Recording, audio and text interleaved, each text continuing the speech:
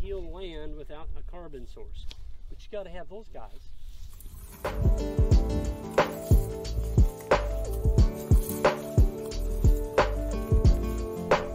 But here we are, we're in a drought. He's keeping the ground, or she's keeping the ground covered. The animals, I want to go look at them here in a minute. We can walk up there, right? I want to look at the animals closer. I can't tell much from here. I would like to go up and look at the water. We can talk a little bit about that. She's laying some carbon down. She's laying some carbon down, and the fact that she's got one herd instead of, let's say that was built into 3 separate herds, she's going to get around 3 times as fast. So your recovery period is cut in a third. Okay, you're going to get around too fast, and the plants aren't going to have a chance. So what she's trying to do here is she's trying to buy time. She's trying to buy time for a rain. So here we are in a pretty good drought. There's not any rain. The plants are starting to dry up. The one thing you want to remember, folks, that when you're in a drought like this, your forage is a whole lot better.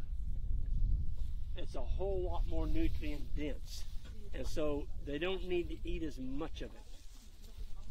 And it'll fool you. I mean, in the worst drought in Missouri history, that 2012 drought, I came back in a month. Jen and I went to New Zealand for a month. Left the interns in charge of the farm. When we came back, our cows were fatter than they were when we left. And we had so much grass, and the cows weren't eating that much. It's so nutrient dense that they were filled up and satisfied.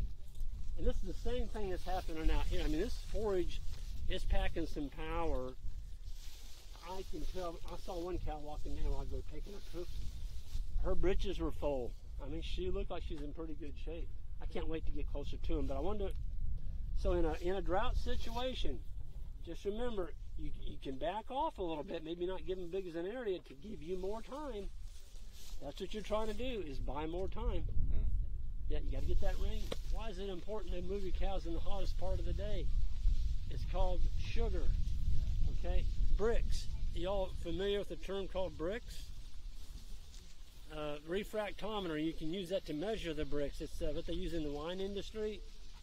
So if you're going to move your cows and you only can move them once a day, 1:30 to 2:30 is the best time. That's when your grasses have the most clover. If you're cutting hay, that's the best time to cut hay because you're locking in that sugar in that leaf. If you cut hay at 10 o'clock in the morning, you really lost a lot of quality forage. The sugars weren't even in the blades of grass and you cut it. Folks, this is your carbon. So the animals didn't eat it. Just remember this. There's never been a plant. What did I do? There's never been a plant ever that's been grown that doesn't eventually, if it's not eaten, it ends up in the belly of an earthworm. So don't think of this as waste. Antonia, you've got nice windbreaks out here. Yeah, I love this. This is beautiful.